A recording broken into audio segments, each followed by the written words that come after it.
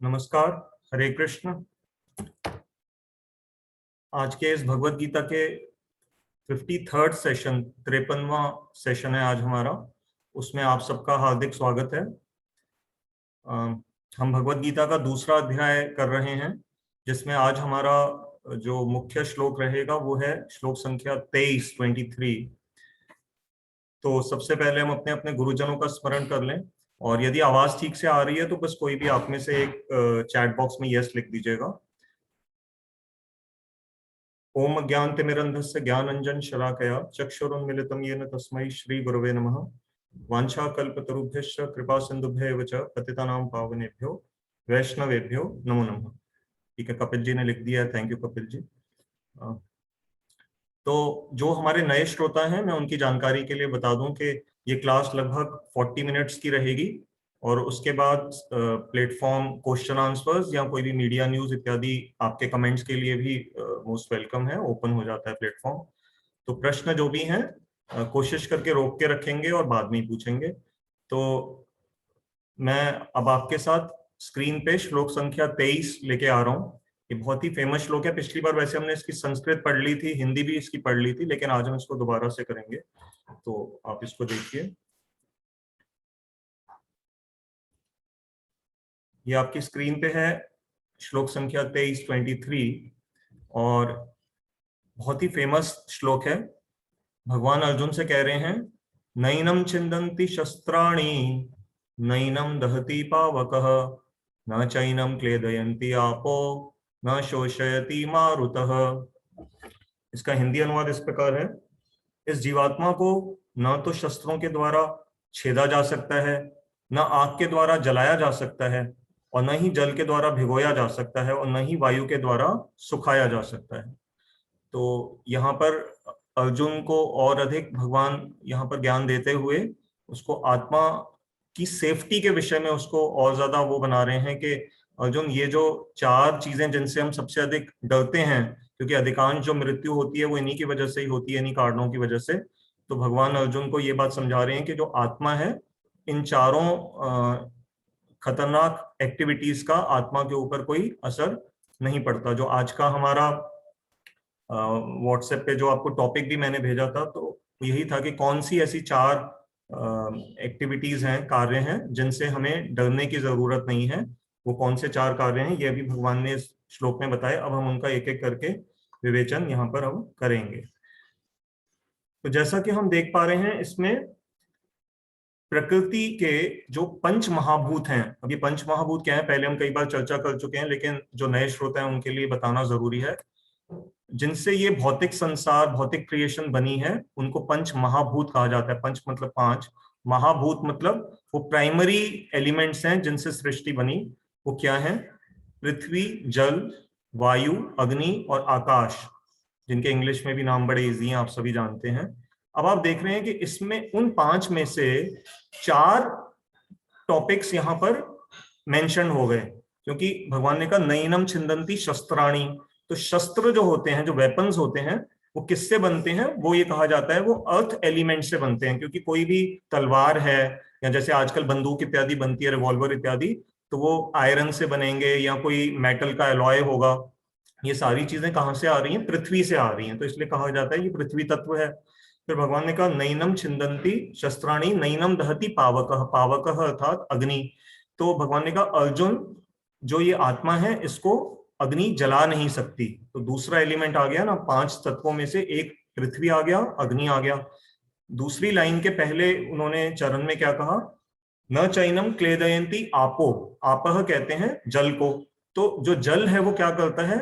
किसी भी चीज को गीला कर देता है या गला देता है। अगर आपकी कोई भी आपने मान लीजिए बहुत कोई मेहनत करके नोट्स बनाए हैं, आपके एग्जाम आने वाले हैं, आप गलती से उसको कहीं फ्रेंड के साथ आप पार्क में गए थे, वहां बात कर रहे थे, वहां वो कॉपी आपकी रह गई पार्क के बेंच पे, आप तो घर आ गए और शाम को बारिश आ गई, तो क्या होगा? पानी आपकी उस कॉपी को, आपके नोट्स को वो पूरी तरह से गला देगा। तो ये पानी का गुण कह लीजिए या जो भी इसकी क्वालिटी है। तो तीसरा तत्व ये आ गया जल। और चौथा, न शोषयति मारुतः। मारुत कहते हैं हवा को, एयर को, पवन। तो उसका क्या कार्य है? वो सुखा देती है। और कई बार सूखने का आप कैसे समझ सकते हैं, जैसे जब हमारे कोई वॉशरूम वगैरह में पानी जब जमीन पे फैल जाता है तो हम पंखा चला देते हैं, है ना।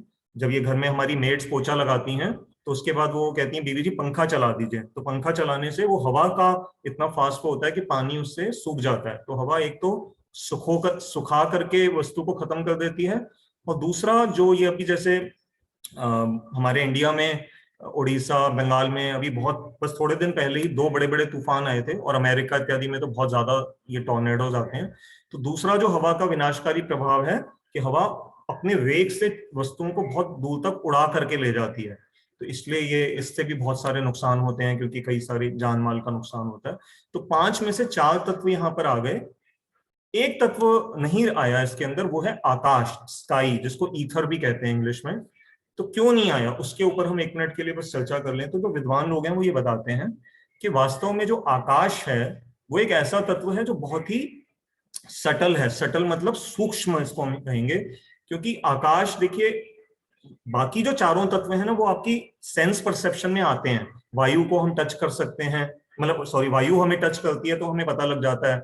अग्नि को हम देख भी सकते हैं और उसको फील इत्यादि भी कर सकते हैं, हाथ लगाते हैं अग्नि को तो जलन महसूस होती है।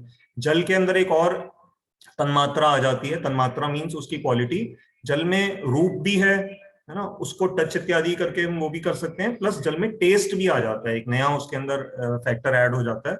और चौथा जो अर्थ है, पृथ्वी, उसके अंदर ये सारे पुराने वाले तो फैक्टर्स प्रेजेंट है ही हैं। उसको टच भी कर सकते हैं, देख भी सकते हैं, उसको टेस्ट भी कर सकते हैं, साथ में उसमें गंध आ जाती है, स्मेल। तो पृथ्वी की जो गंध है वो एक उसका स्पेशल कैरेक्टरिस्टिक है। तो ये, लेकिन जो आकाश है आप देखेंगे उसमें ये तत्व प्रेजेंट ही नहीं है। आकाश को हम फील भी नहीं कर सकते, टच भी नहीं कर सकते, देख भी नहीं सकते, टेस्ट भी नहीं कर सकते, उसमें आकाश में कोई गंध भी नहीं है। तो आकाश इतना सटल है कि उसके कोई भी शस्त्र का यहाँ पर वर्णन नहीं है। और दूसरा कारण ये भी है कि आकाश जो है वो अपने आप में क्या होता है, इनएक्टिव तत्व है, क्योंकि आकाश स्वयं कोई एक्टिविटी नहीं शो करता, उसके अंदर बाकी सारे तत्व अपनी क्रिया करते हैं। एक तरह से वो मदर का काम कर रहा है, मतलब वो एक बेस का काम करता है, उस स्पेस के अंदर बाकी सारे तत्व अपना एक्शन दिखाते हैं। और इसका एक सेटल और भी रीजन अभी भी जो मेरे मन में आ रहा है वो ये भी है कि आकाश स्वयं इन चारों तत्वों में स्वयं इंटरनली प्रेजेंट भी है, क्योंकि ऐसी कोई भी जगह नहीं है जहां आकाश ना हो।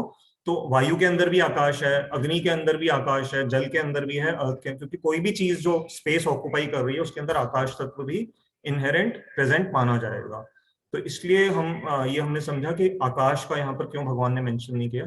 अब आप देखेंगे, मैं आपको थोड़ा एंड में अगर समय बचेगा तो डिटेल में एक मैंने आर्टिकल आपके लिए ढूंढा है जिसमें कि हम तरह तरह के जो अस्त्र उस समय यूज होते थे उनकी बहुत डिटेल्ड एक लिस्ट है। मतलब मैं स्वयं आज देख के हैरान हो गया, कभी सोचा नहीं था कि इतनी तरह तरह के अस्त्र पहले के समय में हो सकते हैं। आजकल तो अस्त्र बड़े, मतलब मिसाइल होती है, एटॉमिक बॉम्ब्स हैं, हाइड्रोजन बॉम्ब्स हैं, या ये जो जैसे अभी इजराइल ने अपनी रक्षा करी तो वो बता रहे थे कि उसका एक एयर स्पेस में उसका एक स्पेशल डोम था जो मिसाइल्स को हवा में खत्म कर देता था, या रिवॉल्वर्स वगैरह हैं, हैंड ग्रेनेड्स हैं। तो बहुत ज्यादा वैरायटी नहीं है। और आजकल के जितने भी वेपन्स हैं अधिकांश वो कैसे हैं, वो फायर वेपन्स हैं, क्योंकि कोई भी जो वेपन आज की डेट में जो हम यूज कर रहे हैं वो जाता है और फट कर करके ब्लास्ट करता है, उसमें फायर का रिएक्शन होता है और उससे नुकसान होता है। हाँ, अगर हम कोरोना को या बायोलॉजिकल वेपन्स जो एक नए आ रहे हैं, जो बैक्टीरियल अटैक्स किए जा रहे हैं, वो एक अलग नई फील्ड आ रही है। बट जनरली जो पुराना कन्वेंशनल सिस्टम चलता आ रहा है अटैक करने का, तो जो जब दो देश की सेनाएं लड़ रही हैं तो या तो तोप के गोले बरसाए जाते हैं या गन से गोली मारी जाती है, तो जनरली फायर बेस्ड है। परंतु पहले हम देख रहे हैं क्या क्या नाम आ रहे हैं टेक्निकली जो पुराने समय शास्त्रों में मिलते हैं। अग्नि के जो अस्त्र होते थे उन्हें आग्नेयास्त्र बोलते थे, जल के जो अस्त्र होते थे उन्हें पार्जन्यास्त्र बोलते थे। पार्जन्य, पार्जन्य जल से रिलेटेड होता है। और जो हवा से रिलेटेड जो अस्त्र होते थे उन्हें वायवास्त्र बोलते थे। तो इस तरह से ये टर्मिनोलॉजी पहले के शास्त्रों में यूज है। और एक बात और समझने की है, कई बार हम अस्त्र और शस्त्र शब्द में थोड़ा सा शब्द में कंफ्यूज कर जाते हैं। तो अस्त्र का जनरल अर्थ ये है कि जिसको फेंक करके हमला किया जाए, जैसे कोई तीर है, तीर चलाया जाता है, तो तीर जो अपने आप में है वो वहां से नहीं अटैक मतलब कर रहा सामने वाले के ऊपर, उसको छोड़ा जाता है धनुष की हेल्प से, और वो दूर जाकर के फिर नुकसान करता है। तो अस्त्र, भाला वैसे डुअल पर्पस भी सॉल्व कर सकता है, बट अगर हम भाले को समझिए फेंक रहे हैं, वो दूर जाकर के जब नुकसान कर रहा है तो वो अस्त्र है। और शस्त्र उन्हें कहा जाता है जो हाथ में लेकर के लड़ा जाता है, जैसे तलवार, और पहले के समय में जैसे कुल्हाड़ी इत्यादि भी होती थी, ये फरसा जिसको बोलते हैं। तो ये जो है ये शस्त्र हैं जो हाथ में लेकर के किए जाते हैं। तो इनसे हमने थोड़ा सा ये डिस्टिंक्शन इसकी समझी। अब इसमें हम एक और अब थोड़ा सा फिलोसॉफिकल पॉइंट पे जा रहे हैं, वो ये कि हमारे एक बहुत ही महान आचार्य हुए हैं, रामानुजाचार्य जी, साउथ इंडिया में हुए थे, बहुत ही महान वैष्णव आचार्य माने जाते हैं। इनकी एक स्पेशल श्लोक की एक्सप्लेनेशन थी, जिसको हमने आज से कुछ क्लासेस पहले सबके सामने एक्सप्लेन किया था, इसलिए पूरा तो मैं उसमें नहीं जाऊंगा। लेकिन उन्होंने एक बात ये बताई थी कि आत्मा को ये चारों एलिमेंट्स इसलिए भी नहीं मार पाते क्योंकि आत्मा स्वयं इतना सूक्ष्म तत्व है, इतना सटल तत्व है। जैसा हम पहले कठोपनिषद के श्लोकों से देखते भी आए हैं कि बाल की नोक का 10,000वां हिस्सा जो है वो उपनिषदों में आत्मा का एक साइज अप्रोक्सीमेट बताया गया है। तो इतना वो सूक्ष्म तत्व है, और साइज से भी उसका लेना देना नहीं है, मेन बात है कि वो तत्व ही अपने आप में सूक्ष्म तत्व है, वो इस संसार का तत्व है ही नहीं। तो रामानुजाचार्य जी ने ये समझाया था अपनी टीकाओं में कि ये जो चार तत्व हैं, पृथ्वी, जल, वायु, अग्नि, ये चारों ग्रॉस तत्व हैं, मतलब जिनको हम कहेंगे कुछ हद तक स्थूल तत्व हैं। तो आत्मा क्योंकि इनसे फाइन तत्व है, सटल तत्व है, बजाय इसके कि ये चारों आत्मा के अंदर घुस सकें, आत्मा इतना फाइन है कि वो इन चारों में प्रवेश करने की क्षमता रखता है। मैंने पिछली बार एक बार बहुत डिटेल में बताया था, अभी सिर्फ शॉर्ट में बता देता हूँ नए श्रोताओं के लिए, कि जब भी ये चारों चीजों से अटैक होता है तो जनरली क्या होता है कि मृत्यु तभी होती है जब ये चारों हमारे शरीर के अंदर प्रवेश कर जाते हैं। कैसे? अगर कोई तलवार से किसी ने या चाकू से किसी को अटैक किया, तो आप देखते हो कि वो तलवार या चाकू शरीर के अंदर प्रवेश कर जाते हैं। गोली भी जब मारी जाती है, जो आजकल की मॉडर्न बुलेट है, तो बुलेट शरीर के को भेद करके अंदर पहुंच जाती है और फिर वो वहां ब्लास्ट करती है, उसमें फायर का एक ब्लास्ट होता है जिससे इंटरनल ऑर्गन्स डैमेज हो जाते हैं। और जल कैसे नुकसान करता है? बड़ा इजी है, जब हम जल के अंदर, पानी के अंदर अगर डूब जाते हैं तो पानी हमारे शरीर के अंदर प्रवेश कर जाता है। फिर अग्नि, अग्नि भी क्या करती है? जब आप देखेंगे कोई भी आप अखबार को आप जलाइए कभी, या लोहड़ी पे जैसे हम ये जो वुड को आग लगाते हैं घर के बाहर, ये जो लकड़ी को आग लगाते हैं, आप देखना थोड़ी देर में आग जो है वो जला, जो चीज जल रही होती है उसके अंदर से ही आग नजर आ रही होती है, पूरी तरह से आग उसको कवर अप कर लेती है। तो आग भी ऐसे ही कार्य करती है। और चौथा क्या रह गया? वायु। तो वायु तो हमारे शरीर के अंदर भी मौजूद है। तो वायु हर समय अगर वो किसी भी तरह से सुखाने से या अगर उड़ा करके भी लेके जाएगी, तो हवा तो नेचुरली हमारे अंदर प्रवेश, हवा के बिना तो हम वैसे भी नहीं रह सकते। तो ये तो रामानुजाचार्य जी ने एक अलग तरह से इसको समझाया था कि क्यों आत्मा इन तत्वों से एक परे तत्व है। तो अस्त्र जो हैं, ये अस्त्र पहले एक और इसका खास मतलब होता था अस्त्र का। अस्त्र का जनरल शब्द जो है वो उस समय यूज होता था डिवाइन वेपन के साथ। डिवाइन वेपन मतलब कोई दैवीय शक्ति की कृपा से जब जिन वेपन्स को ग्रहण किया जाता था या प्राप्त किया जाता था, उनके साथ अस्त्र शब्द यूज होता था। तो ये हम अभी अगर क्लास के एंड में समय होगा तो हम तरह तरह के अस्त्रों को देख लेंगे। अभी आगे चलते हैं। तो अब हमने ये एक बात जो ध्यान से देखिए अगर आप, तो गीता जनरली जब बात करती है तत्वों की, तो वो इन 5 तत्वों के एंगल से बात करती है। 5 स्थूल तत्व और 3 सूक्ष्म तत्व हैं, मन, बुद्धि, अहंकार, जो भी हम आगे जा करके देखेंगे।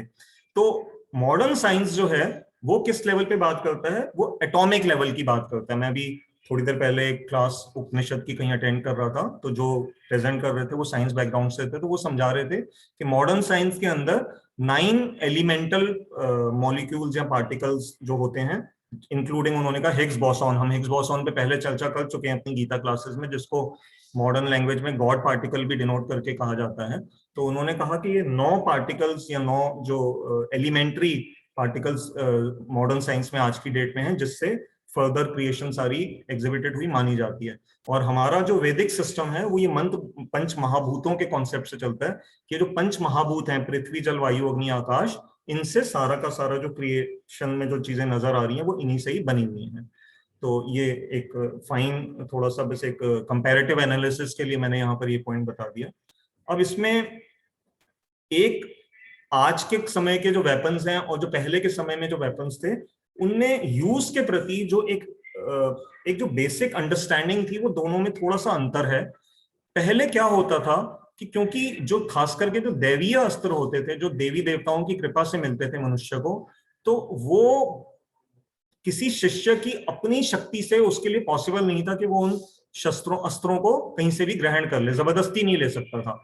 इसलिए हम देखते हैं कि कर्ण परशुराम जी के पास गए थे सीखने के लिए, और जितने भी पांडव और कौरव थे उन्होंने खैर मिलिट्री साइंस द्रोणाचार्य जी के अंदर लिया, लेकिन जब अर्जुन को जो दैवीय अस्त्र थे, तो जब जैसे उन्होंने शिव जी को प्रसन्न किया, तो इस तरह से ये बहुत सारी ऐसी घटनाएं हैं जिनसे पता लगता है। फिर इंद्र ने अर्जुन को दिए, तो ऐसे बहुत, आप महाभारत में ऐसे बहुत सारे इंस्टेंसेस आएंगे जिसमें कि ये पता लगता है कि अस्त्र कहाँ से मिलते थे। तो जब गुरु शिष्य को अगर कोई अस्त्र की विद्या देते थे तो वो ये देख लेते थे कि उसका विचारधारा कैसी है, क्या उसका कल्चर, उसके विचार कुछ इस तरह के हैं कि वो इन अस्त्र शस्त्रों का सम्मान करेगा और गलत यूज नहीं करेगा। एक बहुत बड़ा कारण, कई लोग एकलव्य की बात से थोड़ा सा बुरा मान जाते हैं, गलत समझते हैं कि एकलव्य के साथ पक्षपात हुआ था और द्रोणाचार्य जी ने उसको अर्जुन के प्रति पक्षपात रखने की वजह से एकलव्य को का अंगूठा मांग लिया और उसको शिक्षा अपना शिष्य नहीं बनाया। परंतु थोड़ा सा हृदय विशाल रखिएगा, ये किसी जाति इत्यादि से इसका कोई लेना देना नहीं है। मैं सिर्फ प्योर महाभारत के एंगल से बात बता रहा हूँ, कोई मुझे इसका दोष ना दे कि मैं किसी जाति के विषय में बोल रहा हूँ, क्योंकि आजकल लोग फिर उसका गलत अर्थ निकाल लेते हैं। एकलव्य का के साथ क्या हुआ था कि जब एकलव्य द्रोणाचार्य के पास आए थे शिक्षा लेने के लिए, तो द्रोणाचार्य उस समय कमिटेड थे हस्तिनापुर के मिलिट्री टीचर के रूप में, और उनका प्रथम धर्म जो था द्रोणाचार्य का वो ये था कि वो जो भी शिक्षा दें वो हस्तिनापुर के लाभ के लिए हो, हस्तिनापुर उनकी रक्षा करवाना उनका प्रमुख, वो उसी के लिए उनको सैलरी समझी मिलती थी और वो उनकी पहली ड्यूटी थी। तो ऐसा महाभारत में ही वर्णन आता है कि एकलव्य जिस उस समय की उससे बिलोंग कर रहे थे राज्य से, वो राज्य के टर्म्स हस्तिनापुर के साथ बहुत अच्छे नहीं थे, और द्रोणाचार्य को ये क्योंकि द्रोणाचार्य कोई साधारण पुरुष नहीं थे, वो फ्यूचर देख सकते थे, तो वो जानते थे कि अगर आज इसके हाथ में अस्त्र शस्त्र की विद्या मैंने अपनी दिव्य वाली दे दी तो ये आगे जाकर के हस्तिनापुर को नुकसान पहुंचा सकता है। एक ये कारण था। उसके बाद आगे क्या हुआ था, एकलव्य को जब मना कर दिया कि मैं आपको शिष्य नहीं बनाऊंगा, तो एकलव्य ने जंगल में जाकर के द्रोणाचार्य जी की मूर्ति बनाई और वहां पर अस्त्र ये धनुर्विद्या की वो प्रैक्टिस करने लगा। इसमें कोई डाउट नहीं कि वो बहुत ही उच्च कोटि का, बहुत ही मतलब एक टॉप लेवल का वो आर्चर बन गया था। तो उस समय वहां जब वो कहीं प्रैक्टिस कर रहा था तो द्रोणाचार्य जी अपने शिष्यों के साथ, अर्जुन के साथ उस रास्ते से निकल रहे थे, तो उन्होंने देखा कि उनके पास एक कुत्ता आया जिस कुत्ते के मुंह में तीर इधर से उधर पार हुए हुए थे, तो वो भौंक नहीं पा रहा था। तो उनको ये बड़ा अचंबा हुआ, ये तो उनको समझ में आ गया कि जिसने तीर चलाए हैं वो बड़ा एक्सपर्ट है, क्योंकि कुत्ते के मुंह में तीर ऐसे चला देना कि वो बोल नहीं पा रहा, भौंक नहीं पा रहा, उसके लिए आर्ट चाहिए, है ना। तो ये तो बात सही थी। लेकिन दूसरा, उसी समय उन्होंने ये भी महसूस किया, उनके मन में थोड़ा सा कष्ट भी हुआ कि ये ऐसा कौन सा एकलव्य, मतलब ये ऐसा कौन सा वो धनुर्धारी है जो कि एक निरीह पशु को इस तरह से कष्ट दे रहा है, क्योंकि जब तीर उस कुत्ते के मुंह के आर पार करके निकल गए होंगे तो उस निरीह जानवर को कितना कष्ट हुआ होगा। तो तभी वहां पर उनको एकलव्य मिला, और एकलव्य को उन्होंने देखा कि वो द्रोणाचार्य जी की मूर्ति बना के प्रैक्टिस कर रहा है। फिर एकलव्य ने उन्हें प्रणाम किया, फिर उसने ऐसा बताया कि आपने मुझे मना कर दिया था तो मैंने इसलिए आपकी मूर्ति बना करके शिक्षा आपसे, आपको गुरु मान करके ले ली। अब देखिए यहाँ पर फंडामेंटली एक तो उसने ये भी गलती करी कि जो वैदिक नॉलेज है वो गुरु की कृपा से ही दी जाती है। अब गुरु वो शिक्षा नहीं देना चाह रहा और आप जबरदस्ती ये एज्यूम कर रहे हैं कि नहीं नहीं मैं आप ही से ही वो शिक्षा ले रहा हूँ। कुछ लोग कहते हैं ये बहुत अच्छी क्वालिटी है, लेकिन असल में देखा जाए तो जो वेदों का जो फंडामेंटल प्रिंसिपल है ऑफ ट्रांसफरिंग नॉलेज, तो बिना गुरु की अनुमति के कोई विद्या कैसे ऐसे प्राप्त करी जा सकती है। जैसे आज हमारे साथ भी क्या होता है, जब हम श्रीमद् भागवतम ग्रंथ पढ़ते हैं उसमें भगवान की जो रासलीला इत्यादि का, गोपियों के साथ जो उनकी लीलाएं हैं उसका वर्णन है दशम स्कंद में, 10वें कैंटो में, 10th कैंटो में। और उससे पहले के जो 9 स्कंद हैं, तो भागवतम बहुत बड़ा ग्रंथ है, 18,000 श्लोक हैं।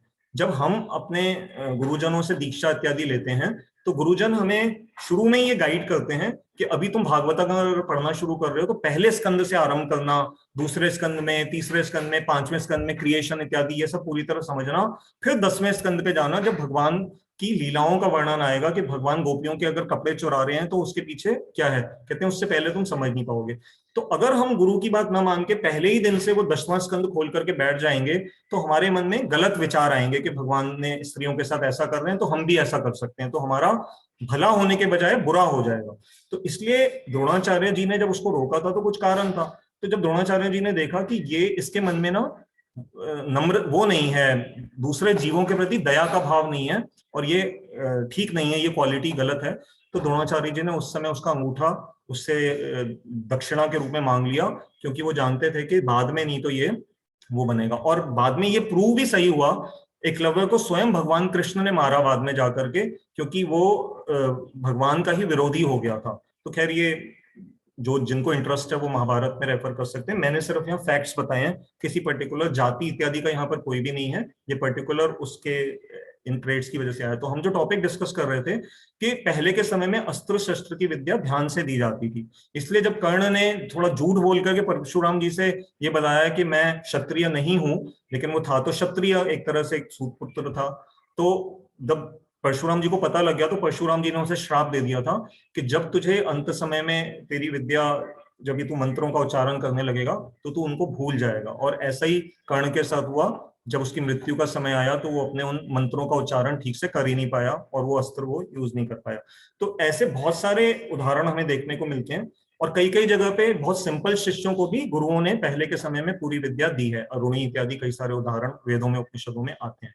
और आज की डेट में क्या है कि अगर कोई देश का साइंटिस्ट इंटरनली जो जिसको पूरे सीक्रेट्स पता है, अगर वो किसी वजह से टेररिस्ट ग्रुप के साथ, मान लो टेररिस्ट ने उसके बच्चे का अपहरण कर लिया, कोई ऐसी बात हो गई, वो उसको फोर्स करते हैं कि तू सारे सीक्रेट्स हमें दे दे, और जहां उसको एटम बॉम्ब का फॉर्मूला या मिसाइल्स का फॉर्मूला अगर किसी गलत हाथों में आज पहुंच जाता है, और हम देख रहे हैं कि कश्मीर में या कई कई जगहों पे जहाँ टेररिस्ट बहुत एक्टिव हैं, जैसे अभी नक्सलवादियों ने बहुत जबरदस्त एक हमला किया था अभी हमारी आर्मी की रेजिमेंट के ऊपर, हमारे बहुत सारे सोल्जर्स मारे गए, शायद छत्तीसगढ़ या कहीं की बात है, मैं जगह अभी थोड़े दिन पहले, महीने भर पहले की बात है। तो ये क्या होता है कि वेपन्स, अगर टेररिस्ट के पास भी वैसे ही वेपन्स हैं और जो हमारी मिलिट्री के पास हैं, तो नेचुरली उससे पब्लिक का बहुत नुकसान होने का वो रहता है। तो ये भी एक अंतर है पहले के और आज के जो स्टाइल ऑफ वॉरफेयर है, लड़ाई का जो तरीका है। अब हम आ रहे हैं आगे कि इसमें हम इस श्लोक में दोबारा से ये देख रहे हैं कि न वाली टेक्निक भगवान ने फिर से यूज करी है कि नैनम छिंदंती, तो क्या आया न,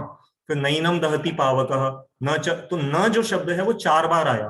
तो ये टेक्निक भगवान ने पहले भी, नेति नेति के इस समय श्लोक चल रहे हैं और ऐसा ही भगवान ने यहाँ पर भी यूज किया है अर्जुन को ये समझाने के लिए कि अर्जुन, जो तुम्हारे मन में ये प्रश्न आ रहा है कि अच्छा प्रभु, मैंने ये तो समझ लिया कि द्रोणाचार्य और भीष्म के शरीर में एक आत्मा है जो नित्य है, जो कभी मरेगी नहीं, लेकिन मुझे ये बताइए कि जब ये शरीर छोड़ेंगे या जब मैं इनको तीर इत्यादि चलाऊंगा तो इनको बहुत ज्यादा दर्द होगा।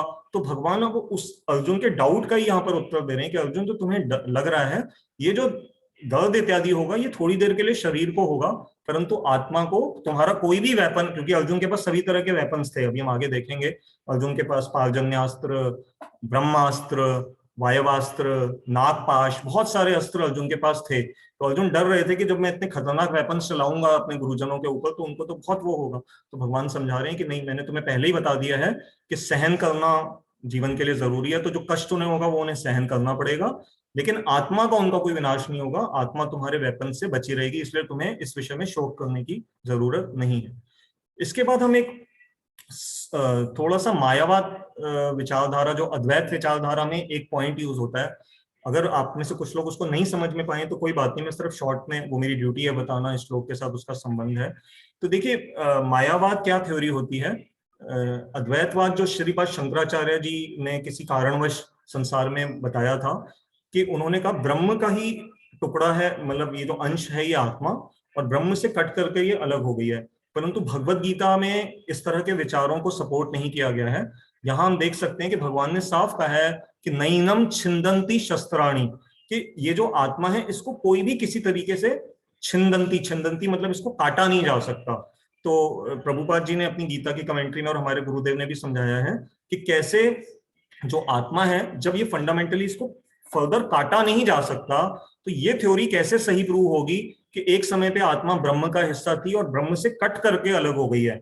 तो जब आत्मा कट ही नहीं सकती तो ब्रह्म से कैसे कट करके अलग होगी? तो इसलिए ये जो विचार अद्वैतवाद थ्योरी का है ये सपोर्टेबल नहीं है on the basis of Gita's these verses. और वराह पुराण में भी स्पेशली बताया गया है कि आत्मा जो है वो पहले से ही नित्य, भगवान का नित्य अंश है। नित्य अंश मतलब, नित्य शब्द जब आ जाता है उसका मतलब ये है कि ऐसा नहीं था कि वो पहले आत्मा भगवान का परमात्मा में जुड़ी हुई थी और अब अलग हो गई है और फिर से आजकल जनरली किसी की मृत्यु में हम लिख देते हैं ना कि बस भगवान इनको अपने अंदर लीन कर लें, परमात्मा में ये लीन हो जाएं, रेस्ट इन पीस हम लिख देते हैं। तो हम कह तो देते हैं कि आत्मा परमात्मा में लीन हो जाए, लेकिन ये बात शास्त्र सम्मत नहीं है।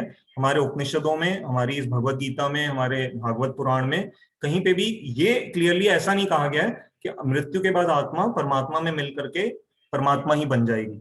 लोग कह देते हैं, उसका मतलब लोगों ने निकाल लिया है, लेकिन ऐसा है नहीं। और कहीं है तो आप उसको प्रमाण के रूप में प्रेजेंट करिए, उसके ऊपर हम डिस्कशन कर सकते हैं। तो वराह पुराण ऑल्सो सेज कि सेपरेटेड पार्ट एंड पार्सल में, सेपरेटेड मतलब वो पहले से ही उसी तरह से एग्जिस्ट करती है। अब हम एक बात और भी देख सकते हैं यहाँ पर कि पूरी भगवत गीता में जब अर्जुन ने गीता का उपदेश सुन भी लिया है, ये कहीं भी किसी भी श्लोक में ऐसा वर्णन ना इसमें ना महाभारत में कहीं आगे आया है कि गीता सुनने के बाद अर्जुन जब मुक्त हो गए तो वो भगवान कृष्ण में जाकर के एक हो गए। नहीं, ऐसा कहीं पे भी वर्णन नहीं आता। सिर्फ भगवान के अंदर उन आत्माओं के प्रवेश का वर्णन आएगा जो असुर थे। जैसे शिशुपाल को जब भगवान ने 100 गालियां सुनने के बाद जब उसका सर उड़ा दिया था अपने सुदर्शन चक्र से, तो शिशुपाल और ऐसे जो राक्षस हैं, जो जिन्होंने भगवान, असुर जो थे जिन्होंने भगवान के साथ लड़ाई लड़ी, उनको भगवान ये सायुज्य मुक्ति ऐसे ही दे देते हैं कि तुम क्योंकि मेरे हाथों से मरे हो तो इसलिए मेरे हाथ से मरने वाला मुक्त तो होगा ही होगा। उनको भगवान अपने दिव्य अंग की ज्योति, जिसको ब्रह्म ज्योति बोलते हैं, उसमें भगवान उन्हें सायुज्य मुक्ति है, ये हम बाद में कभी समझेंगे मुक्तियां कितने प्रकार की होती हैं। उसमें से जो एक मुक्ति है सायुज्य मुक्ति। सायुज्य मतलब कि भगवान के इस दिव्य ब्रह्म प्रकाश में आत्माओं का प्रवेश एक साथ हो जाए। तो ये तो असुरों को दे देते हैं भगवान। तो अर्जुन जैसे भक्तों को ऐसी गति नहीं मिलती, वो तो भगवान के वैकुंठ लोक या भगवान के धाम में जाते हैं, वहां उनके साथ एंजॉय करते हैं।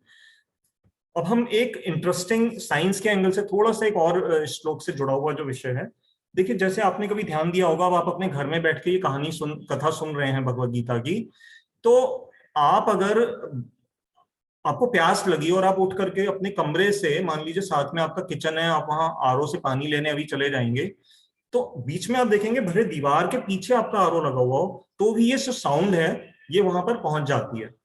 और ऐसे बहुत सारे उदाहरण हैं कि बहुत सारी, आज हम जैसे एक्सरे है, एक्सरे क्या है कि हमारे कपड़ों को भी पार करके अंदर पहुंच जाती है, शरीर की भी हड्डियां इत्यादि का पूरा ढांचा 1 मिनट में आ जाता है। और अब तो बहुत एडवांस तरह के रेडियोलॉजी टेक्निक्स आ गई हैं, 4D अल्ट्रासाउंड और क्या क्या चीजें आ गई हैं। जब गर्भ में शिशु होता है तो आजकल जो गायनोकोलॉजिस्ट होती हैं, वो जब माँ चेकअप के लिए जाती है, वो स्क्रीन पे सब देख लेती हैं कि बच्चे की हार्ट बीट कैसी चल रही है, उसकी ग्रोथ ठीक हो रही है या नहीं, उसके कोऑर्डिनेट्स, वाइटल कोऑर्डिनेट्स को देख लिया जाता है, उसके वाइटल पैरामीटर्स चेक कर लिए जाते हैं, सिर्फ साइंस के, इस विज्ञान के आविष्कार से।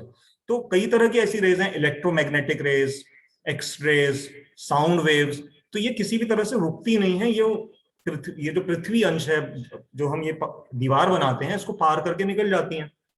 इसको ही रिवर्स इसी श्लोक पे आप अप्लाई करिए कि आत्मा एक ऐसा तत्व है जिसको कि शरीर का ये जो चीजें हैं, जैसे कि पृथ्वी, जल, वायु, अग्नि, वो चारों के चारों जो ग्रॉस तत्व हैं, वो आत्मा के ऊपर किसी तरह का प्रभाव नहीं दिखा सकते। जैसे हमारी बनाई हुई दीवार इस तरह की वेव्स के ऊपर अपना प्रभाव नहीं दिखा पाती, ना हम एक्सरे को रोक पाते हैं, ना हम साउंड वेव्स को रोक पाते हैं। इवन प्रकाश भी जो है वो भी कई जगह से आप देखते हो कि बहुत सारी चीजों से निकल करके अपने आप आ जाता है। तो चलो प्रकाश तो खैर हम ओपेक और उसका कॉन्सेप्ट है, लेकिन ये जो वेव्स हैं, जो साउंड वेव्स, इलेक्ट्रोमैग्नेटिक वेव्स और एक्स रेज, ये इनको हम रोक नहीं पाते उन चीजों से। तो इस तरह से इस श्लोक को इस तरह से भी हम समझ सकते हैं कि जो हमारी आत्मा है वो, उसको हम इन तत्वों से, इसलिए वो प्रभावित नहीं होती है।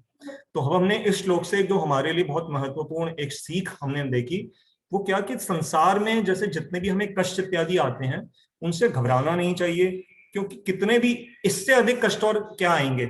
सबसे अधिकांश तो यही हो सकते हैं ना कि कोई हम पर हमला कर रहा है अस्त्र शस्त्र से, वेपन से, या कोई हमें जल अस्त्र से या फायर अस्त्र से या फिर वायु अस्त्र से अगर अटैक कर रहा है, उससे हमारी मृत्यु हो सकती है। बाकी तो जो दुनिया की जितनी भी तकलीफें हैं, बैंक का लोन है, बच्चों की एजुकेशन है, कोई छोटा मोटा हेल्थ का इश्यू है, कोई पड़ोसी के साथ किसी तरह का झगड़ा हो गया, घर में किसी वजह से नहीं बन रही, जॉब हमारी थोड़ी छूट गई कुछ टाइम के लिए, तो ये जितनी भी एक्सटर्नल चीजें हैं ये उनसे तो कमी है ना।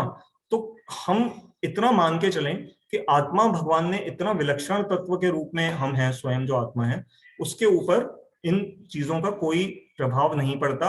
ये जितने भी अगर नेगेटिव फीलिंग्स इत्यादि दुनिया में दुख सुख की आती भी हैं तो वो सब क्या है, मन के स्तर पे हैं, आत्मा का इनसे कोई विशेष लेना देना किसी तरह से नहीं है।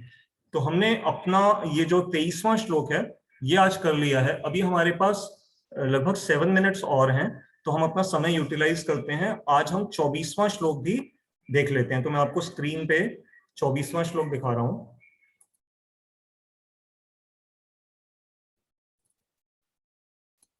इसमें हमारे गुरुजी की जो गीता है उसमें 24वां और 25वां उन्होंने इकट्ठा लिया है। थोड़ा सा स्क्रीन पे छोटा नजर आएगा तो मैं पढ़ के आपको बता रहा हूँ। आज हम करेंगे 24वां ही, 25वां बाद में करेंगे। अच्छेद्यो अयम अधायो अयम अयम अक्लेद्यो अशोष्य एव च नित्यः सर्वगतः स्थारो अचलो अयम सनातनः। तो इसका जो अनुवाद है वो इस तरह से है, यह जीवात्मा अविभाज्य, अविभाज्य मतलब इसको फर्दर विभाजित नहीं किया जा सकता, इसको हम फर्दर तोड़ के इसके टुकड़े टुकड़े नहीं बना सकते। अदाह्य, अदाह्य मतलब इसको जलाया नहीं जा सकता। अक्लेद्य अर्थात इसको जल से गीला नहीं किया जा सकता। एवं अशोष्य है, इसको वायु से सुखाया नहीं जा सकता। यह नित्य। अब जो नई बातें हैं, ये तो 4 पॉइंट्स हमने पिछले श्लोक में भी कवर कर लिए ना। अब क्यों यहाँ पर दूसरी तरह से भगवान ने इन्हीं चारों को रिपीट किया वो मैं अभी आपको बताऊंगा। पहले श्लोक का समझ लेते हैं। अगली पंक्ति में भगवान कह रहे हैं नित्य सर्वगतः स्थाणो अचलो अयम सनातनः। तो नित्य शब्द तो हम पहले भी कई बार आ चुका है, हम कई श्लोकों में देख चुके हैं कि आत्मा, भगवान बार बार कह रहे हैं नित्य है। अब आप कह सकते हैं कि ये क्या रिपीटिशन का दोष नहीं लगेगा भगवान के ऊपर, क्योंकि जो स्कॉलरली लोग हैं वो एक पुनरुक्ति दोष होता है हमारे लिटरेचर में। उसका क्या होता है, एक ही बात को बार बार कहना। अब अगर मान लीजिए जैसे मैं अभी आपके साथ बात कर रहा हूँ, मैं आपको एक एग्जाम्पल सुनाऊं और फिर 2 मिनट के बाद फिर वही एग्जाम्पल दूं, फिर 5 मिनट के बाद फिर वही एग्जाम्पल दूं, तो आप मन में सोचोगे कि इनको आज क्या हो गया है, ये एक ही एग्जाम्पल को बार बार क्यों रिपीट करते जा रहे हैं। ऐसे चुटकुलों के साथ भी होता है, आपने पहली बार चुटकुला सुनते हैं, कोई जोक सुनते हैं तो हंसी आती है। अब वही कोई बच्चा आपको सुना रहा है बार, कई बार होता है ना बच्चे बार बार आपको सुनाते हैं, मम्मी आओ आपको एक जोक सुनाता हूँ, फिर थोड़ी देर बाद बच्चा फिर आएगा, अच्छा मम्मी आपको ये, अब वो जोक बार बार सुना रहा है। अब मम्मी क्या करेगी, पहली बार तो चलो जेन्युइन हंसी आएगी, दूसरी बार तीसरी बार क्या होगा, बच्चे का सिर्फ दिल रखने के लिए आप हंसोगे लेकिन आपको जेन्युइनली हंसी नहीं आ रही होती। तो ये पुनरुक्ति दोष होता है। तो क्या भगवान के ऊपर ये नित्य शब्द जो बार बार भगवान ने कई बार पहले श्लोकों में भी यूज किया, तो क्या ये लगेगा? नहीं। आचार्य कहते हैं कि जो कई बार रिपीटिशन जो होती है ना, वो एक पॉइंट को एम्फेसाइज करने के लिए कि ये बहुत इंपॉर्टेंट है, इसलिए उसको यूज किया जाता है। जैसे जब ये एग्जाम्स का टाइम आता है तो टीचर कई बार बच्चों को बार बार बोलती है कि ये जो क्वेश्चन है इस चैप्टर का, इसको बेटा बहुत अच्छी तरह कर लेना, ये बहुत इंपॉर्टेंट है। फिर एग्जाम से 2 दिन पहले कहेगी टीचर, मैसेज भेजेगी कि बेटा ये चैप्टर का ये क्वेश्चन जरूर कर लेना। फिर एग्जामिनेशन वाले दिन सुबह भी बच्चे को फोन करके कहेंगे कि बेटा ये वाला आपने कर लिया है ना क्वेश्चन। तो एक ही बात को टीचर 3-3 बार भी कई बार रिपीट करती है। और जो हम में से टीवी सीरियल्स देखते हैं तो वो तो आप जानते ही हैं कि जो एक ही शॉट को जो स्क्रीन पे 3 बार दिखाया जाता है कि कोई थाली गिर रही है, कोई खतरनाक न्यूज सुन के, तो वो 3 बार दिखाएंगे उसको। कोई ऐसा डायलॉग होगा तो उसको बार बार इको करके सुनाएंगे। तो बेसिकली ये मॉडर्न हमारी जो ड्रामेटिक्स है इसमें भी ये क्वालिटी यूज होती है। तो ये पुनरुक्ति दोष नहीं होता, ये किसी चीज को एम्फेसाइज करने के लिए होता है। तो नित्य, फिर नित्य शब्द तो हमने समझा हुआ इसलिए आज उसके ऊपर तो हम चर्चा नहीं करेंगे। जो नए शब्द हैं वो क्या है, सर्वगतः स्थाणो अचलो अयम सनातन। तो इसमें सर्वगतः शब्द पे हम थोड़ा सा समय देंगे और फिर उसी से जुड़ा हुआ स्थाणोन और अचल है। अचल मतलब आत्मा को मूव नहीं किया जा सकता। अब मूव का आप कैसे कहेंगे, अब ये तो बहुत जगह पे गीता में ही श्लोक आएंगे कि एक जगह से भगवान ने आगे जाकर के बताएंगे ना कि जो सतोगुण में कर्म करते हैं वो ऊंचे लोकों में जाते हैं, जो राजसी कर्म करते हैं वो इसी योनि में दोबारा जन्म लेते हैं, और जो तामसिक कर्म करते हैं वो नीचे की योनियों में जाते हैं। और भी जगह पे भगवान बताएंगे कि यद गत्वा न निवर्तन्ते तद धाम परमम मम। तो भगवान बताएंगे आगे जाकर के कि अगर जो मेरा धाम कोई प्राप्त कर लेता है तो वापस नहीं आता। तो ऐसे बहुत सारे श्लोक गीता में आएंगे जहां आत्मा की मूवमेंट का जिक्र है, और यहाँ भगवान तत्व के रूप में बता रहे हैं कि आत्मा अचल है। अचल मतलब ये चलती नहीं है। तो इसका क्या अर्थ है, ये भी हम थोड़ा सा हो सकता है, अब क्योंकि समय हो रहा है तो मैं ज्यादा इसको अगली बार ही डिटेल में लूंगा। अभी हम सिर्फ सर्वगतः शब्द को ले लेते हैं, पहले हिंदी अनुवाद में आपको पूरा पढ़ के बता देता हूँ। यह नित्य, सर्वव्यापक, स्थायी, अचल एवं सनातन है।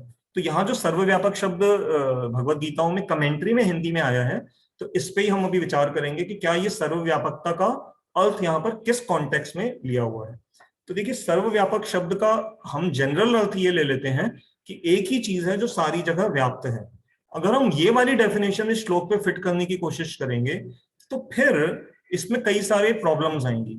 अगर आत्मा सर्वव्यापक है तो फिर मेरे शरीर में, अगर मान लीजिए इस समय मैं आपसे गीता की क्लास लेते लेते मान लीजिए कि मुझे एक मच्छर नीचे काट रहा है और मुझे अब हल्का सा पेन हो रहा है उस जगह पे, और मैं बार बार हाथ ऐसे कर रहा हूं, क्या जो मैं इस समय ये पेन महसूस कर रहा हूं, आप जो अपने अपने घरों में बैठे हुए हैं, कोई अमेरिका में है, कोई नोएडा में है, कोई दिल्ली में है, कोई बॉम्बे में है, क्या आपको भी ऐसा महसूस हो रहा है या नहीं हो रहा? तो इसका उत्तर है नहीं हो रहा, क्योंकि मेरी कॉन्शियसनेस मेरे शरीर के साथ बंधी हुई है, आपकी कॉन्शियसनेस अपने शरीर के साथ बंधी हुई है, क्योंकि आप एक अलग आत्मा है, मैं एक अलग आत्मा हूं। तो अनेक आत्माएं हैं, और ये बात वेद सम्मत है, वेदों में भी अनेक आत्माओं के विषय में ही बात कही गई है।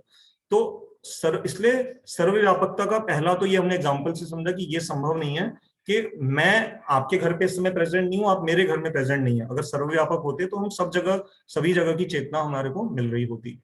तो एक तो ये नहीं है, और दूसरा, सर्वगतः शब्द का सर्वव्यापक का अर्थ अगर ये होता कि हम सभी जगह पे एक ही समय पे मौजूद हैं, तो फिर क्या ये महाभारत हो रही होती, कौन किसको मार रहा होता? क्योंकि फिर भगवान को फिर अपना विश्व रूप इत्यादि दिखाने की जरूरत ही नहीं होती। वो तो फिर अर्जुन भी अगर इसी क्षमता वाले होते कि अर्जुन स्वयं ही सर्वव्यापक हैं, और ये भीष्म पितामह और द्रोणाचार्य भी सभी सर्वव्यापक ही हैं, तो फिर ये कैसे संभव होता कि ये सब क्या हो रहा है? तो इसलिए जो वैष्णव कमेंट्रीज में आपको सर्वगतः का जो अर्थ मिलेगा वो ये है कि सब जगह जाने योग्य जिसके अंदर क्षमता है। गतः शब्द का अर्थ होता है जाना। तो आत्मा को भगवान ने ये कैपेसिटी दी है कि वो हर जगह पे जा सकता है, और इसी से ही ये बात प्रूव होती है, क्योंकि जो मॉडर्न साइंस के अंदर भी जो तरह तरह के बैक्टीरिया और कई तरह के ऐसे ऑर्गेनिज्म आप पता लग रहे हैं जो कि कई एक्सट्रीम जगहों पे भी प्रेजेंट हैं, तो वो इस श्लोक से समझ में आ रहे हैं। क्योंकि इसमें एक थोड़ा सा अभी साइंटिफिक मेरे को आपको कुछ आर्टिकल वगैरह दिखाने हैं, तो मैं अभी फिलहाल यहाँ पर इसलिए उसकी डेप्थ में नहीं जा रहा हूँ। एक्चुअली आज इसी जूम प्लेटफॉर्म पे मुझे 15 मिनट के बाद एक हमारी कहीं भागवत कथा चल रही है, तो वो इसी प्लेटफॉर्म पे होस्ट होनी है, वो ठीक 6 बजे शुरू हो जाएगी। तो मुझे आज क्लास 5 मिनट पहले यहाँ पर विश्राम देना है, इसलिए मैं फिलहाल अभी अपने आप को यहाँ पर रोक रहा हूँ। अभी हमारे पास 15 मिनट हैं।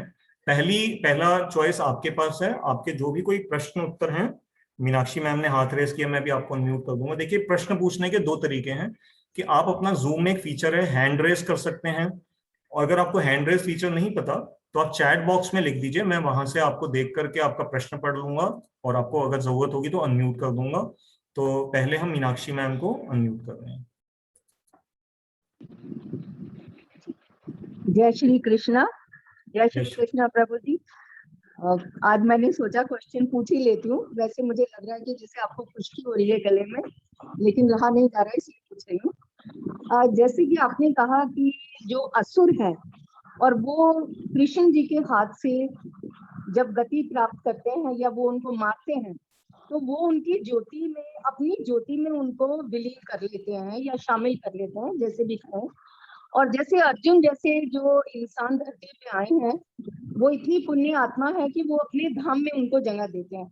और आपने बीच में व्याख्या में यही बताया कि जो उनके धाम में चला जाता है वो जन्म मरण के चक्कर से उसको छुटकारा मिल जाता है।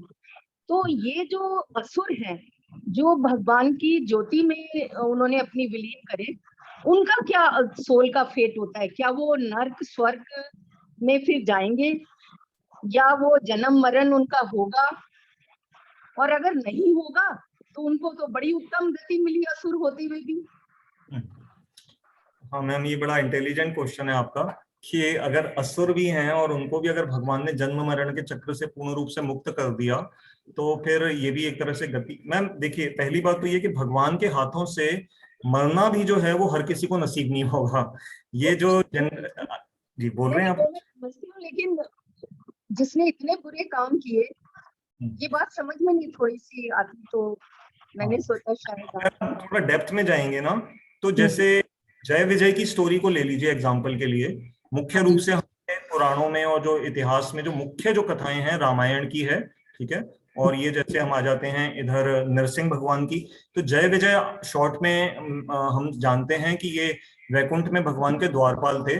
और ब्रह्मा जी के 4 मानस पुत्र सनक, सनंदन, सनातन और सनत कुमार जब वहां जाते हैं भगवान नारायण के दर्शन करने, तो ये द्वारपाल उन्हें रोक देते हैं। और रोक देने की वजह से उनको थोड़ा सा उस समय क्रोध आ जाता है, और वो उन्हें श्राप दे देते हैं कि तुमने हमें रोका और तुम्हें इसकी सजा मिलेगी, तुम पृथ्वी लोक में जाओगे और तुम्हारे 3 जन्म ऐसे होंगे असुरों की योनियों में। तो वहां भगवान आते हैं और जब बाहर निकल के आते हैं और उनको सब पता लगता है, तो वो पता लगता है कि वास्तव में भगवान की अपनी इच्छा थी, क्योंकि भगवान वीर रस, तरह तरह के रस होते हैं, आप अगर रसों का हाँ जी, हाँ जिनको, जी, हाँ मैं समझती हूँ। उसमें 5 तो हमारे प्रमुख रस हैं, शांत, दास्य, वात्सल्य, सख्य और मधुर। लेकिन उनके अलावा कुछ गौण रस हमारे शास्त्रों में वर्णन है, जैसे वीर रस और हास्य रस, और ये कई सारे ऐसे रस हैं। तो भगवान क्योंकि अपने धाम में अगर वीर रस यानी कि जो लड़ाई का जो रस होता है, वो क्योंकि अपने धाम में तो अपने भक्तों के साथ लड़के तो नहीं उसका आस्वादन कर सकते, तो अगर उनके हृदय में कभी ये इच्छा आती है तो उसलिए उन्होंने जय विजय की जो लीला वहां पर करवाई वैकुंठ में। और जय विजय को श्राप के फलस्वरूप यहाँ पर आना पड़ा, और उनके 3 जो जन्म हुए, जय विजय का पहला जन्म हुआ नरसिंह भगवान के साथ जो हिरण्यकशिपु, और वराह भगवान के द्वारा जो हिरण्याक्ष, ये दोनों भाई थे हिरण्याक्ष और हिरण्यकशिपु, इन दोनों को भगवान ने मारा। और इनके साथ जो युद्ध हुए तो भगवान को उनसे बहुत आनंद मिला, वो लीला रस एक, और आज भी हम उन लीलाओं को सुन के बड़ा आनंद अनुभव करते हैं कि कैसे भगवान ने जो हिरण्यकशिपु को मारा, कि वो न जल जल में मरेगा, न पृथ्वी में मरेगा, न दिन में मरेगा, न रात में मरेगा, और न अंदर मरेगा, न बाहर मरेगा, न पशु से मरेगा, न मनुष्य से मरेगा, न मनुष्य से मरे ना, दिन में मरेगा ना। हाँ हाँ जी, फिर किसी महीने में भी नहीं मरेगा, है ना, घर के अंदर मरेगा ना घर के बाहर मरेगा। तो जितना उसका इंटेलिजेंस का हाईएस्ट लेवल था, उसने ब्रह्मा जी से, वैसे तो उसने अमर होने का वरदान मांगा था, तो ब्रह्मा जी ने कहा कि बेटा जब मैं ही अमर नहीं हूं तो मैं तुम्हें कैसे अमरत्व का वरदान दे सकता हूँ। तो उन्होंने फिर उसको ये बोला कि तू कुछ और वर मांग, तो उसने बड़ा अकल लगा करके मांगा, और फिर हमने देखा कि किस प्रकार से नरसिंह भगवान ने एक आधे शरीर, मतलब आधा मनुष्य हाँ, शरीर, मनुष्य और शेर का कैसे प्रकट हुए, और ये सब ना, वो शाम का समय था, ना दिन था, ना रात थी। फिर उन्होंने मारा अपने नाखूनों से, तो नाखून जो है वो कोई अस्त्र भी नहीं है, शस्त्र भी नहीं है। तो जो महीना था वो अधिक मास था, अधिक मास आता है ना जब वो महीना एक हाँ जी, एक्स्ट्रा। हाँ जी, नौंद का महीना अधिक मास। तो जो आपका प्रश्न है, तो कहने का मतलब है ये एक एक उनका जन्म ऐसे हुआ। उसके बाद भगवान राम के समय में रावण और कुंभकर्ण जो हैं वो ये जय विजयी थे। और तीसरा भगवान कृष्ण के समय में शिशुपाल और दंतवक्र, आई थिंक ये 2 थे, शिशुपाल तो थे, इतना तो मुझे। शिशुपाल थे, और दूसरे में दंतवक्र ही है जहां तक मेरा ख्याल है, ये 2 इनको भगवान ने मारा, ये भी जय विजयी थे। और फिर उसके बाद एक उनका चौथा गुप्त अवतार भी बताया गया है, कि चैतन्य महाप्रभु जी की लीला में एक जगाई मदाई 2 भाई थे, तो वो एक अलग टॉपिक है, बट वैष्णवों को उसके बारे में पता है जो थोड़ा डिटेल में जाते हैं। तो आपका प्रश्न ये था कि उनको तो ये बड़े सहज रूप में मुक्ति मिल गई। मैम ये पहली बात तो सहज नहीं थी, क्योंकि पहली बात तो ये ऑर्डिनरी लेवल के असुर नहीं थे, ये राहु केतु टाइप के नहीं थे, मतलब ये बहुत ही भगवान के ही अपने वो थे, और इनको वहां पर भेजना भी था। तो ये भगवान इस तरह से ये बताते हैं, जैसे कंस का जो वर्णन आता है ना, तो कंस जो है कि वो सब समय भगवान का, जब उसको पता लग गया कि मेरे को मारने वाला ब्रज में कहीं पैदा हो चुका है, तो कंस क्या था, दिन रात सब समय कृष्ण का चिंतन करता था। और ये बताया गया है कि भगवान के अंदर एक विशेष गुण है कि उनका, अगर आप विरोधी भावना से भी अगर स्मरण करते हैं तो भी वो कल्याण ही करता है आपका। हालांकि वो रिकमेंडेड मेथड नहीं है, recommended method is to remember God in sweetness, मतलब उनको अच्छी भावना से स्मरण करना चाहिए। लेकिन कंस ने दिन रात उठते बैठते उनका स्मरण किया था। ऐसे ही रावण भी जब राम से लड़ने से पहले जब सीता जी को ले आया था, तो रावण के मन में ये, तो जब हनुमान जी ने आकर के उसको संदेश दे दिया था और उसको सूचना मिल गई थी कि राम अब आएंगे, तो वो थिंकिंग जो थी वो कंटिन्यूअसली वहां पर चालू थी। तो वो जो कंटिन्यूअस थिंकिंग है वो एक आम असुर के लिए मैम पॉसिबल नहीं है, और वो थिंकिंग बड़ी पावरफुल है भगवान के साथ। तो मैं आपकी बात से बहुत अच्छे से समझ गई, और मैं सोचती भी थी कि एक्सट्रीम, चाहे मृदु तरीके से भगवान को भजा जाए या उनको अपोज किया जाए, या जो भी पूरे मन से जो काम किया जाए, वो प्रभु के नजदीक है हम। जी जी, मुख्य बहुत बहुत धन्यवाद आपका। भगवान को सब समय स्मरण रखना है और उन्हें भूलना नहीं। ये जो कार्डिनल प्रिंसिपल जो पूरे टीचिंग्स चाहे किसी भी धर्म में आप देख लेंगे कि अंत नारायण स्मृति ही, अंत समय में नारायण की स्मृति होना ही ये जीवन का ध्येय बताया गया है। तो उसको अब आपने अचीव करना है। उसके लिए आप जो मर्जी करिए, जैसे मर्जी करिए, वो जो कार्डिनल गोल है वो ये है, अंत नारायण स्मृति, अंत समय में। जी, इसलिए जामिल की भी तो कथा है, जामिल की कथा में उसने अंत समय में बुलाया अपने बेटे नारायण को था, लेकिन तब भी भगवान नारायण के, तो वो नारायण नाम का जो महत्व है वो अजामिल की कथा से पता लगा कि चाहे उसने बुलाया, शिव जी के ऊपर उनका भक्त चढ़ जाता है। हाँ जी, वो तो भोलेनाथ है। शिव जी ने कहा कि भाई तू, वो तो भोलेनाथ, वो तो हर चीज से प्रसन्न। दुनिया तो मेरे को आकर के कोई फल इत्यादि बाहर से चढ़ाती है, तू तो पूरा का पूरा मेरे ऊपर चढ़ गया, तो तूने तो अपना बता दिया जब मांग। जी जी, धन्यवाद प्रभु जी। और किसी को कोई प्रश्न हो तो आप प्लीज पूछ सकते हैं। कोई कमेंट भी हो, जरूरी नहीं कि प्रश्न है, मैं भी आपके साथ सीख ही रहा हूँ, और आप में से कई विद्वान हो सकते हैं यहाँ पर जो ज्यादा जानते हो। तो एक मैं आपको तब तक वो दिखाता हूँ, बड़ा इंटरेस्टिंग अस्त्रों का, नहीं तो वो रह जाएगा। 1 मिनट का समय दीजिएगा। कोई प्रश्न हो तो मुझे बीच में। अच्छा, गौतम जी ने, गौतम बुद्धिराजा जी, मैं आपको अनम्यूट कर रहा हूँ, 1 मिनट। अच्छा, मेघा जी ने भी हाथ उठाया हुआ है। ठीक है गौतम जी, मेघा जी आपको मैं गौतम जी के बाद लेता हूँ। जी गौतम जी। जय श्री कृष्ण कमल जी। जय श्री कृष्ण। कमल जी, कुछ कुछ सवाल वैसे ही है जैसे मीनाक्षी जी ने पूछा, उन्होंने असुरों के बारे में पूछा। मेरा सवाल कुछ ऐसा था, आपने 2 हफ्ते पहले बताया था, वो आप बता रहे थे कि मतलब हमें मतलब किसी के भी जीवन को वो नहीं करना चाहिए, किसी का भी मर्डर नहीं करना चाहिए, चाहे वो कीड़ा हो जाए, मच्छर हो जाए, कुछ भी। और उस कंसेप्ट से आप वो शेयर कर रहे थे कि आप ओडोमोस लगाते और वो सब की बात हो रही थी। तो अब जैसे बात हो रही थी कि असुर भी वो कर्मों के उससे अगर वो मतलब बाहर हैं, तो जानवरों का भी बताया हुआ है कि कर्मों के उससे ये बाहर हैं, यानी कि जो भी कर्म ये करते हैं उनके हिसाब से इनका लेखा जोखा नहीं लिखा जाता, उनका फ्यूचर उस पर डिपेंड नहीं करता। Am I right till this time? हाँ, जो जानवरों की योनियां हैं वो कर्म योनि नहीं है, वो भोग योनियां हैं। मनुष्य की योनि जो है वो कर्म योनि है। जी बोलिए आगे। हाँ, नहीं तो फिर जो जानवर जो क्षति पहुंचाते हैं इंसानों को, जैसे मतलब कुत्ते ने काट लिया, उसको चोट लगी, या वो कोई मर गया, या शेर खा गया, या हाथी ने हमला कर दिया, या इस तरह के बहुत सारे एग्जांपल्स हैं। बड़े कॉमन नहीं है बट फिर भी ऐसे रेयर भी नहीं है। तो उस चीज को कैसे देखेंगे हम? हाँ, देखिए गौतम जी, इसमें एक बात समझ लीजिएगा कि जिस संसार में हम रह रहे हैं ना, इसको इसको डिजाइन ही ऐसे किया गया है कि इसमें पग पग पे विपदाएं हैं। मतलब आप बुरा नहीं मानना, हमारे भागवतम में एक श्लोक आता है, पदम पदम विपदाम यत तेषाम। तो कहने का अर्थ है कि इस संसार की जो डिस्क्रिप्शन है हम उसको ध्यान से समझ लें। हम भले आज बहुत अच्छे किसी टॉप क्वालिटी की सोसाइटी में एक अल्ट्रा मॉडर्न अपार्टमेंट में रह रहे हैं, या बहुत बड़े बंगलों में रह रहे हैं, या किसी फॉरेन कंट्री के डिप्लोमेट बन के वहां के मिशन में भी रह रहे हैं, परंतु इस संसार को डिजाइन ही ऐसे किया गया है कि यहाँ पर कष्ट रहेंगे। अब वो कष्ट कैसे हैं, अभी आपको उत्तर मिल जाएगा आपके प्रश्न का। 3 तरह के कष्ट हमारे वेदों में बताए गए हैं, आदि भौतिक, आदि दैविक और आध्यात्मिक। तो आदि भौतिक कष्ट की डेफिनेशन ये है कि जो भूत मतलब होता है जो दूसरे जीव हैं, प्राणी हैं, तो जिन भी दूसरे जीवों और प्राणियों के द्वारा हमें कष्ट मिल रहे होते हैं वो आदि भौतिक कष्टों की कैटेगरी में आते हैं। मच्छर का मैंने कुछ बिगाड़ा नहीं है, लेकिन मान लीजिए मच्छर आकर के बार बार हमारे को रात में कान के पास घूम रहे हैं या काट रहे हैं। ऐसे ही छिपकलियां, कोई हमारे घर में कोई एक्टिव रोल, अब मच्छर है तो उनके पीछे छिपकली आ जाती है, चूहा है तो बिल्ली आ जाती है, बिल्ली आती है तो फिर उसके पीछे कुत्ते आ जाते हैं। या जैसे आपने शेर का बताया, कई, अब आप तो गए थे, मान लीजिए ये जो ये रिजॉर्ट्स होते हैं आजकल जो फॉरेस्ट में लोग देखने जाते हैं, लेकिन आप तो कार में अभी बच्चों को दिखाई रहे थे और कहा आकर के किसी जंगली भालू ने आपके ऊपर ही हमला कर दिया। तो ये संसार ऐसा है कि इसमें 3 तरह के कष्ट रहेंगे ही रहेंगे, और इसीलिए ही आज हम सब ये गीता की क्लास बैठ के सुन रहे हैं। अगर सच बताऊं, अगर कष्ट ना हो तो nobody will come to God.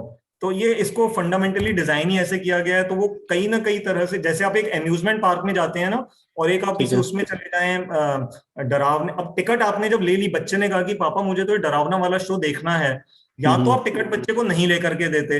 अब आपने कितना मर्जी रोक लिया, लेकिन बच्चे ने कहा नहीं पापा, मुझे तो ये मेरे फ्रेंड्स ने कहा था कि जब तू ये देखने जाएगी ना ये वाला अम्यूजमेंट पार्क, तो इसमें ये हेलोवीन गार्डन जरूर देख के आई हो, तो पापा मुझे तो जाना है। अब आपने क्या कहा, बच्चा रोना शुरू हो गया, आपने टिकट लेकर के दे दी। अब जब वो बच्ची अंदर चली गई, क्योंकि अब ये उसकी अपनी चॉइस थी कि उसने वो हेलोवीन रूम देखना था, अंदर जाने के बाद तो फिर उसको वो डरावने जीव उसको तंग करेंगे ही करेंगे। जब तक 15 मिनट का वो शो है तो she has to face it, that was her choice. तो ऐसे ही हम इस संसार में आए हैं तो हम अपनी चॉइस से आए हैं। अब वो आ गए हैं तो यहाँ पर तो इसकी डिस्क्रिप्शन यही है, it has been described as a prison house. तो prison house will not be very comfortable, there will be problems. तो इसमें इसलिए ये रहेगा, उनके ऊपर वो कर्म योनि नहीं है, उनको इसका कोई कष्ट नहीं मिलेगा। वो बाय डिफॉल्ट डिजाइन ही ऐसे हैं, सांप को डिजाइन ही ऐसे किया गया है कि वो डंक मतलब किसी को चूहे को खाएगा। चूहा जो है उसको डिजाइन ही ऐसे किया गया है कि वो आपके घर में आकर के आटे की बोरी में छेद करेगा। तो ये है, हमारे बॉडी में ही देख लीजिए इतने ट्रिलियंस ऑफ बैक्टीरिया हैं, कुछ हेल्दी हैं और कुछ खराब हैं, कुछ ये अंदर ही लड़ाई हमारी बॉडी में देखिए हर समय चलती रहती है। तो अच्छा कमल जी, बाकी दोनों कष्ट कौन से हैं वो आप कंप्लीट करोगे अपनी बात? क्योंकि मैं जानबूझ के रुक गया था, क्योंकि फिर वो आपको आगे थोड़ा समय की वजह से आध्यात्मिक होते हैं, जो मन के लेवल पे मिलते हैं कष्ट, जैसे डिप्रेशन इत्यादि आजकल है। अब किसी ने आपको बोल दिया, अब वो बोल तो दिया लेकिन वो गाली जो है वो आपको मन ही मन में तंग करे जा रही है कि उसने मेरे लिए ऐसा शब्द क्यों बोल दिए। और तीसरे जो हैं वो हैं आदि दैविक। आदि दैविक मतलब जैसे अभी ये जो स्टॉर्म्स आए थे, अर्थक्वेक आ जाता है, जो देवताओं के द्वारा दिए जाते हैं, वो आदि दैविक जो है। जो इन तीनों को संसार के अंदर बताए गए रहेंगे। और उसके साथ जन्म मृत्यु जरा व्याधि, तो ये 7 तरह के कष्ट बताए गए हैं। 3 ये जो मैंने पहले बताए, और जन्म मृत्यु, जरा मीन्स बुढ़ापा, और व्याधि मीन्स बीमारियां। तो ये 4 इस संसार के फंडामेंटल पॉइंट्स बताए गए हैं। इसमें गरीबी कहीं पे नहीं है? गरीबी अपने आप में देखिए, ये थोड़ा सा फिर अलग बात हो जाएगी इकोनॉमिक लेवल पे अगर हम जाएंगे। अब आजकल हम व्हाट्सएप पे देखो हजारों ऐसे मैसेजेस आते रहते हैं कि कई बार जो अमीर लोग हैं वो दुखी हैं, है ना, वो तो रात को सोने के लिए पिल भी ले रहे हैं, और जो गरीब आपका मजदूर है वो तो रात को अपना आराम से ही बाहर चादर बिछाता है और सो जाता है। तो ये थोड़ा सा समझना पड़ेगा कि गरीब, ठीक है, गरीबी को अभिशाप रूप में कि मॉडर्न नारा दे दिया गया, परंतु जरूरी नहीं है। आजकल पूरे वर्ल्ड में बल्कि जो लेटेस्ट एक हॉट थिंग है, जो इन थिंग है, वो मिनिमलिज्म की थ्योरी, और खास करके कोविड के बाद उसको ज्यादा महत्व दिया गया है। मिनिमलिज्म मींस कि आप अपनी जरूरतों को कम से कम करिए। भले आपके पास धन बहुत है, कोई बात नहीं, लेकिन आपको अगर 2 कार रख करके आपको उन्हीं की चिंता लगी हुई है और आपका एक कार से काम चल रहा है, तो फिर why are you troubling yourself? 5 property आपने डाली और बच्चों ने वहां जाकर के अगर वो गलत काम करने हैं और उन जगहों पे जाकर के जुआ खेलना है या वो करना है, तो it is better to have one house where the child is in front of your eyes. ठीक है कमल जी, समझ गए। तो थैंक यू बहुत। मेघा जी, मैं आपको अनम्यूट कर रहा हूँ। नमस्कार कमल जी। जी आज पहली बार लाइव। हेलो जी बोलिए। और बहुत अच्छा लगा आपको सुनकर, आपके एक्सप्लेनेशन और एग्जाम्पल जिससे बहुत इजी होता है समझना। मुझे मतलब ये इससे रिलेटेड सवाल नहीं है, मुझे ये पूछना था कि वैष्णव संप्रदाय और ये महानुभव जो है संस्थान, वैष्णव संप्रदाय, दूसरा कौन सा बोला आपने? महानुभव। महानुभव ये कोई वो है, इंस्टीट्यूशन है कोई? इंस्टीट्यूशन नहीं है ये। मतलब मेरे मायके वाले लोग महानुभव फॉलो करते हैं, जैसे कृष्ण का ही है, सब वैष्णव का ही तरीका है सब। ये सेम है क्या? आपकी कोई जानकारी है इसलिए पूछ रही हूं। मैंने इस नाम से नहीं सुना है। आप क्या करिएगा, मुझे पर्सनल कभी भी 2-3 दिन के बाद उनसे ये पता करिएगा कि उनके जो फाउंडिंग आचार्य, मतलब क्या होता है, जो भी वैष्णव संप्रदाय है, चैतन्य महाप्रभु जी फिर ठीक है, फिर बिल्कुल हम सभी चैतन्य महाप्रभु जी की लाइन में हैं। हाँ। और चैतन्य महाप्रभु जी ने अपने आप को ब्रह्म मध्व गौड़ीय, मतलब हम कहते हैं जो मध्वाचार्य जी, जो आजकल आप हमारे साथ जो वेदों की क्लासेस अटेंड कर रही हैं, तो आपसे मध्वाचार्य जी, जैसे रामानुजाचार्य जी बहुत महान आचार्य थे, तो रामानुजाचार्य जी के बाद मध्वाचार्य जी आए थे। तो मध्वाचार्य बहुत ही पावरफुल आचार्य माने जाते हैं, और उसी मध्व परंपरा में श्री चैतन्य महाप्रभु जी आए थे 500 साल पहले। और अगर आपके जो अगर ससुराल वाले अगर उनको फॉलो करते हैं तो ठीक है, बिल्कुल चैतन्य महाप्रभु जी वो वैष्णव संप्रदाय होगा। नहीं, मेरे ससुराल में नहीं, लेकिन मैके में है ये सब। ठीक है ठीक है, मैं आपसे बाद में पर्सनल पे भी बात कर सकती हूँ। ठीक है। तो जी, आज आई एम जी। सॉरी, मैंने आपको सबको बताया क्योंकि मुझे इसी प्लेटफॉर्म पे भागवत कथा वो लोग वहां सब वेट कर रहे होंगे, तो आज हम बस यहीं पे ही आपसे विराम ले रहा हूँ। ये क्लास हर संडे शाम को 5 से 6 जूम पे होती है। मैं चैट बॉक्स में अपना मोबाइल नंबर डाल रहा हूँ, जिनके पास नहीं है वो प्लीज ले लीजिए, 9810094098। और यूट्यूब पे एक चैनल है कमल गीता क्लासेस, वहां पर सारी की सारी रिकॉर्डिंग्स उपलब्ध हैं, तो वहां से आप ले सकते हैं। और अब हम सब मिलके हरे कृष्ण महामंत्र का एक बार उच्चारण करेंगे। हरे कृष्ण कृष्ण कृष्ण हरे हरे, हरे राम राम राम हरे हरे। तो आप सबका बहुत बहुत धन्यवाद, और बोलने में कोई मिस्टेक हो गई हो तो कृपया करके इग्नोर कीजिएगा। Thank you so much. Hare Krishna.